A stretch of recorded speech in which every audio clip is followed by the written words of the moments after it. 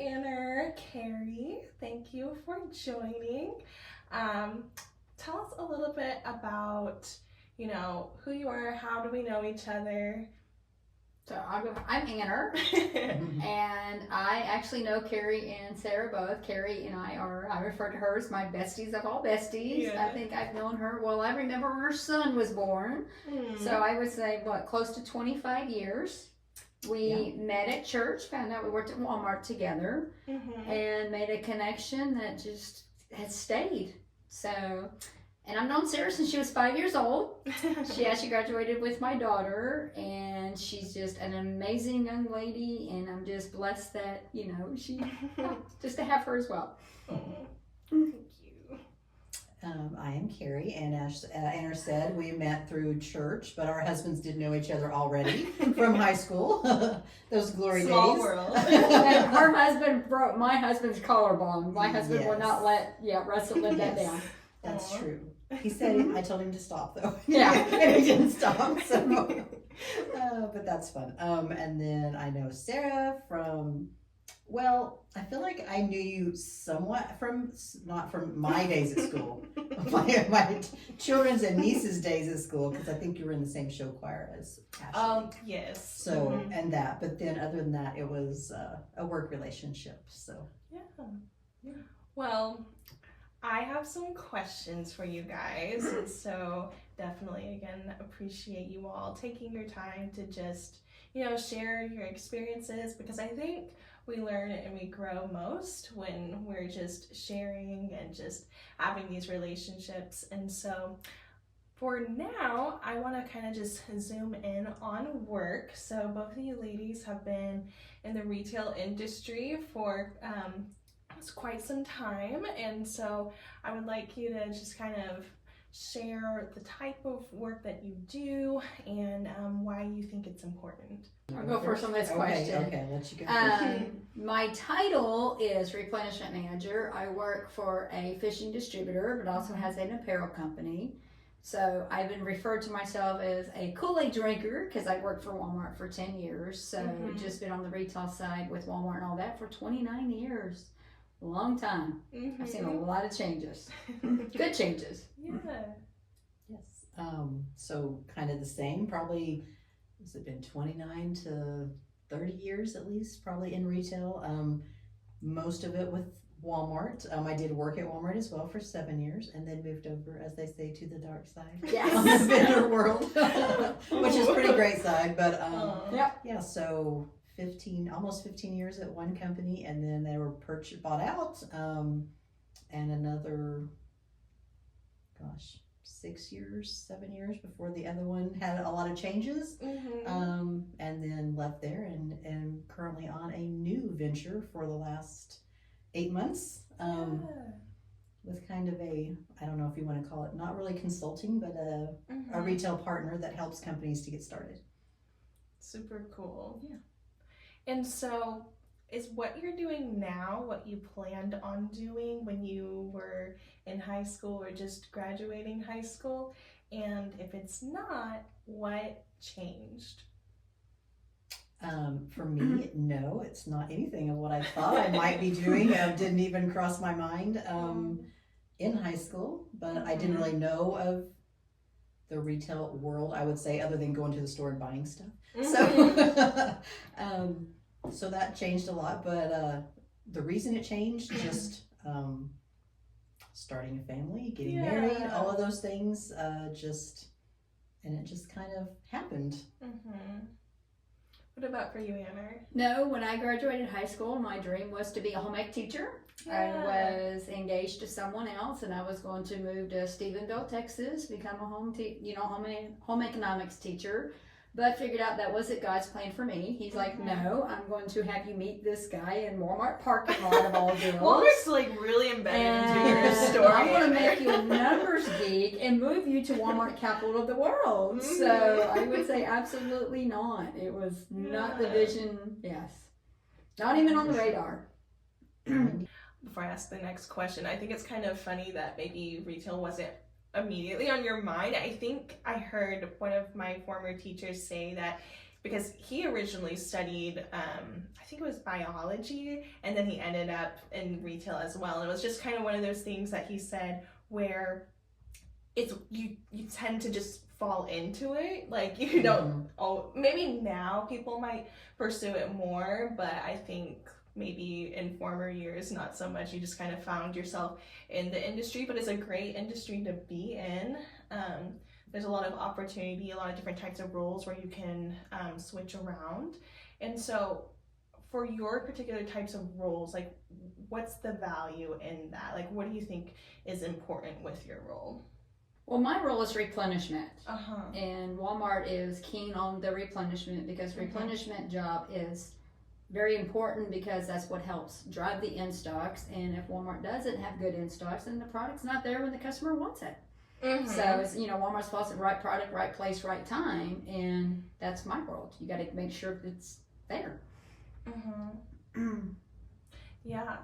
Because you can't have a sale if the product is not there. And part of the importance too, I mean, let's say someone needs something, maybe they're looking for baby formula or they're looking for whatever it might be. If that product's not there, well then you're now adding a pressure on the customer to have to look elsewhere. And so it is a very important role. Not only sometimes elsewhere, but also have to pay higher prices. If Right. it's, yes. Mm-hmm. When they may not have the extra income at the time to pay that higher price. It's a very good point. Mm-hmm.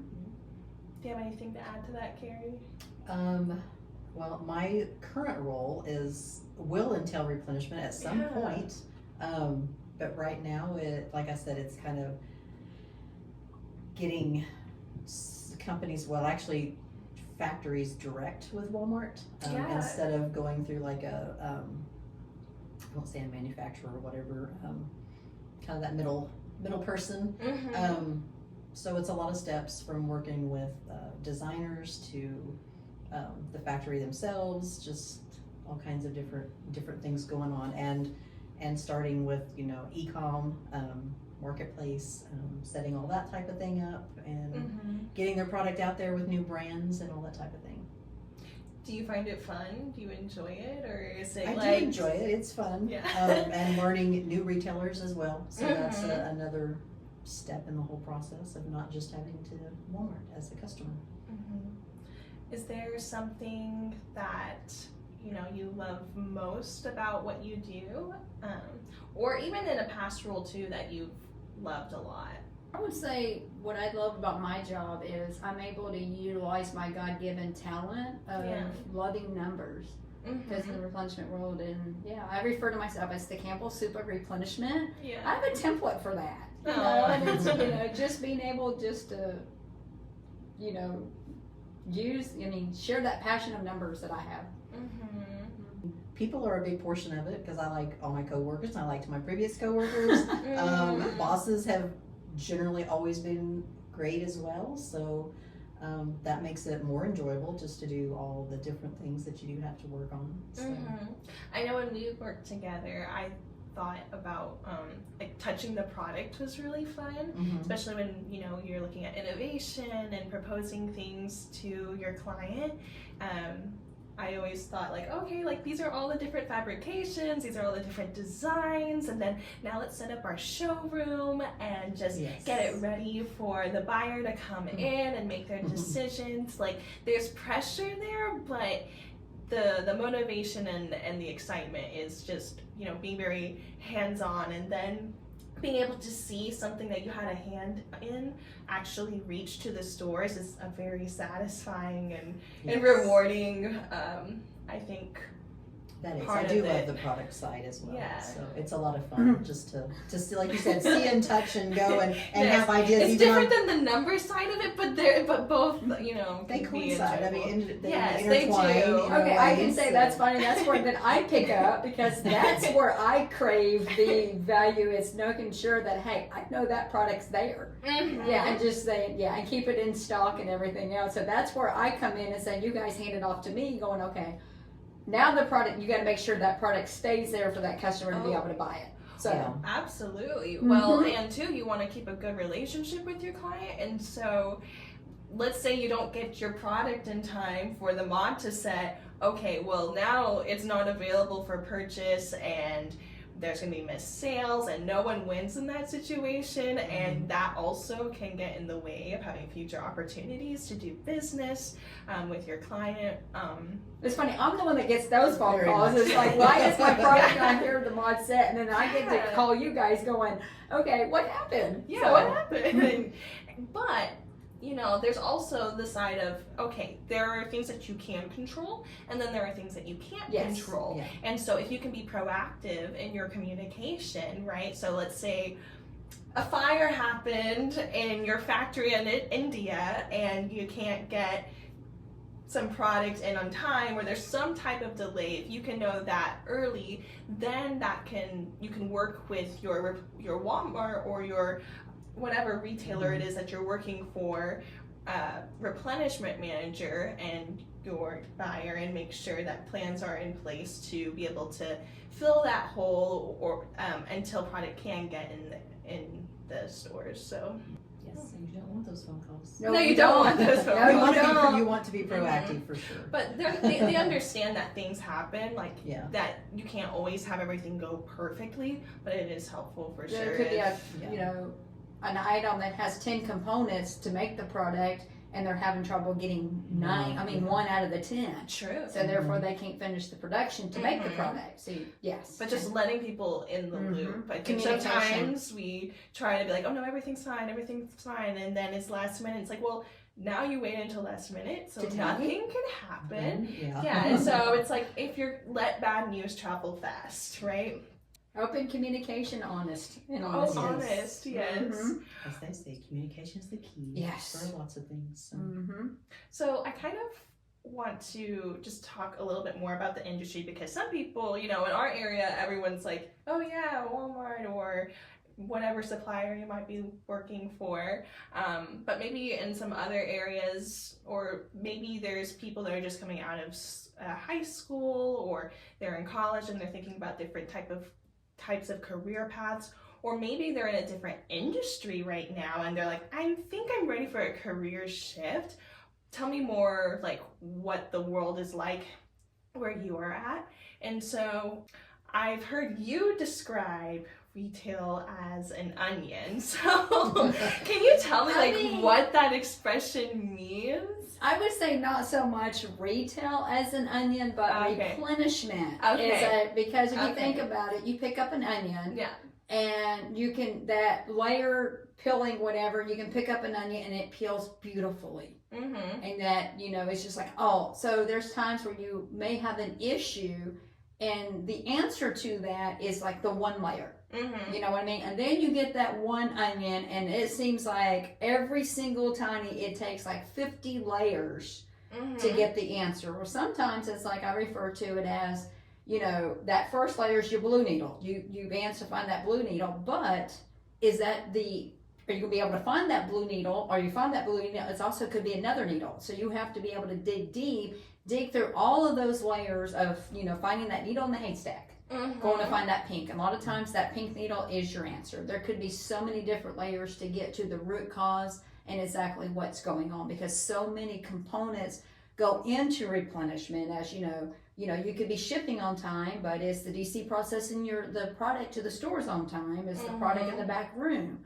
It's just so many layers that it depends on the thickness of that layer if the answer is easy to find, or how many layers do you have to go through to get to that answer.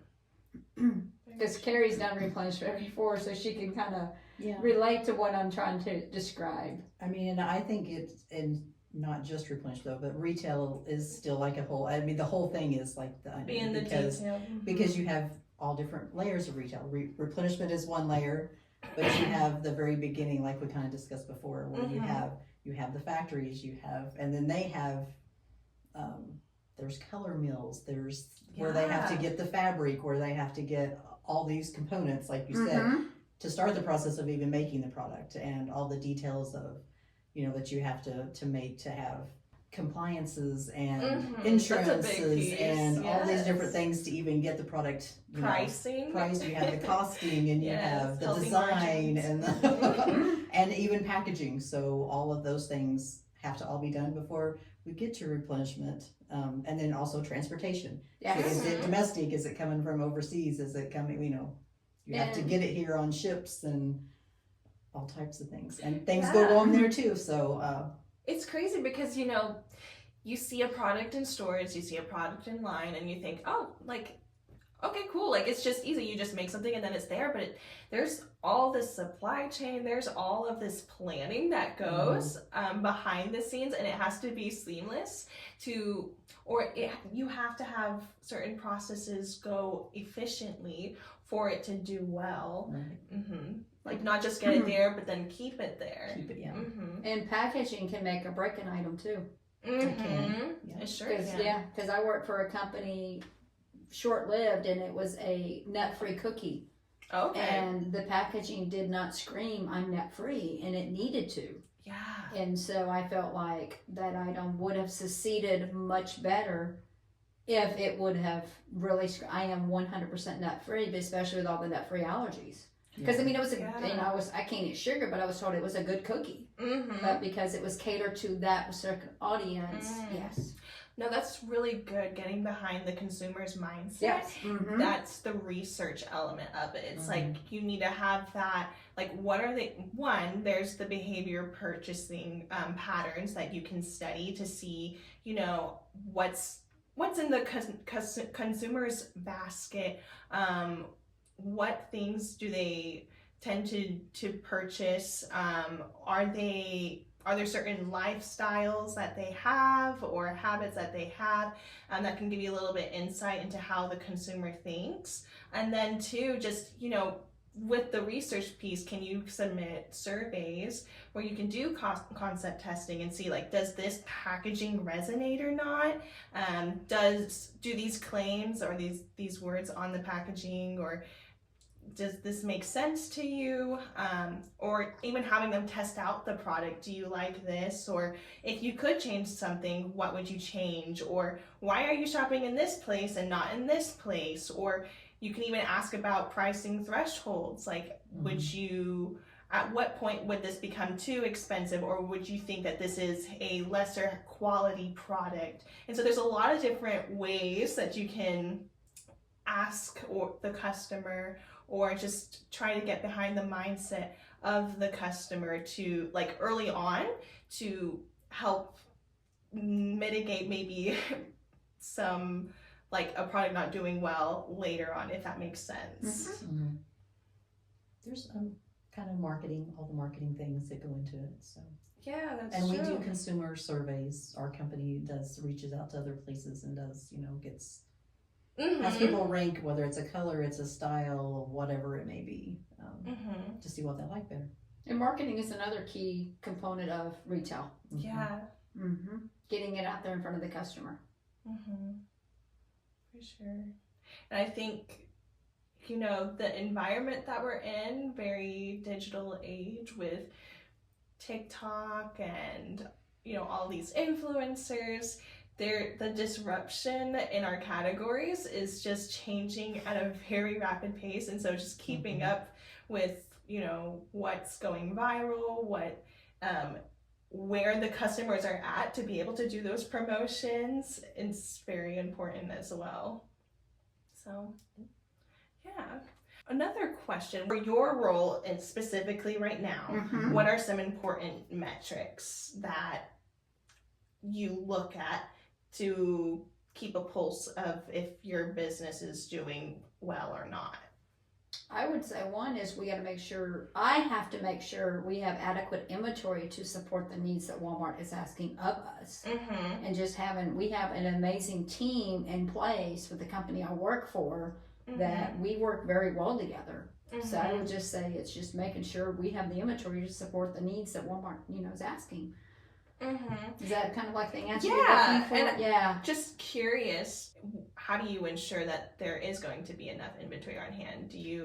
So we have to so I look at, Walmart has a supply plan that they're saying is projecting what they're supposed to order, but you also have to look at it over several weeks. So if it starts ordering if it gives you Walmart has a 30%, metric or, threshold, saying if this product is continuing to order more than 30%, several weeks in a row, do you have a sales increase that's driving that? Mm-hmm. Which that's possibly could be, or they could be, because we work for a fishing company, it could be one of our competitors could have an item out of stock, so the customer's buying our product instead of the customer, what they would have been bought. So you just kind of have to watch that, watch so many different areas of it and saying, why is the behavior pattern happen? Where does it happen? Is it happening in one particular area? Mm-hmm. So it's the main key is just making sure that we have the inventory in place.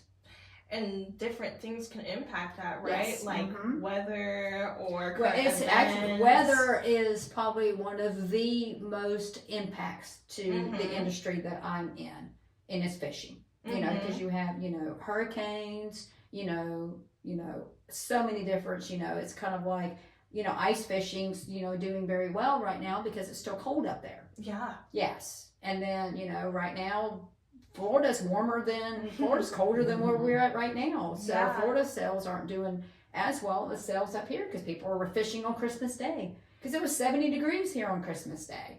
Mm-hmm. So yes. My husband included. See? On Christmas Day. It was really warmer here than in St. Mary's, Georgia. So by 1 degrees, but it was still warmer. So yeah, weather's a huge, huge impact. So you just have to kind of watch that. Especially too if the patterns were different last year and that's impacting what's being forecasted or planned for orders, and maybe you notice, okay, things are different now, so now we need to make an adjustment because there's a certain amount of variance. What is it? And then you have Nino or whatever, and then El Nino or whatever, those two differs. Those two different weather patterns play a huge impact in our industry because of how the fish, refer to the different weather, the water patterns and everything else. Mine's just analyzing numbers. That's all I do. Not all I do. Would you say you just have to be very curious? You do have to be curious. Like ask why. I heard, when you were talking about the root cause analysis, that if you can ask why 5 times, usually that means you're being curious enough to drill down to find what that root cause is. Yes. Caveat though is to make sure that there's a lot of different data elements that you can look at, and you can get lost and go on rabbit trails. Oh, yes, you can. So having a business question first, and then if you can stop at a certain layer, then go ahead and stop there, not just keep digging for the sake of digging, because all of our time is valuable and we don't want to get lost. There's occasionally, though, you just have to keep digging because it's that one answer that it's going to be like 10 layers into that onion. And but majority of the time, like you said, then I'm glad you brought that up. You do have to kind of stop because you can get down a rabbit hole that, I love to dig into, but But then you have those everyday tasks that you have to make sure, like other things that require your attention. And yours being inventory, right? I mean, for me right now is more of just communication with our customers and making sure we're doing everything right. We're getting all the correct information from the factories to the retailers, all of those types of things, just because it can cause a lot of issues if you don't have things set up right in the first place, or anything, vendor agreements and all those type of things. So you have to be very proactive in your communication. Yes. I mean, You following have to up try. on what's going on and making sure everybody, that has a hand in that is on the same page. Is on the same page, yes. For sure. And that's not easy to do. Not always. So also when you have language barriers, but all those types of things. So. Cool. So how has your job changed your life? I want to say currently, I would say for the better. Because, not very many people can say they get up, enjoy going to work every day, and say, I absolutely do love my job. So I think change your life, it can do both ways. If you love your job, you tend to be more, maybe it makes you a happier person.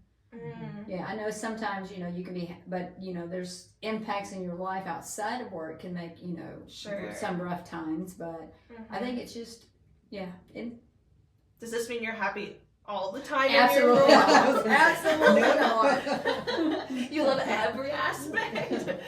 I would say 98.3%.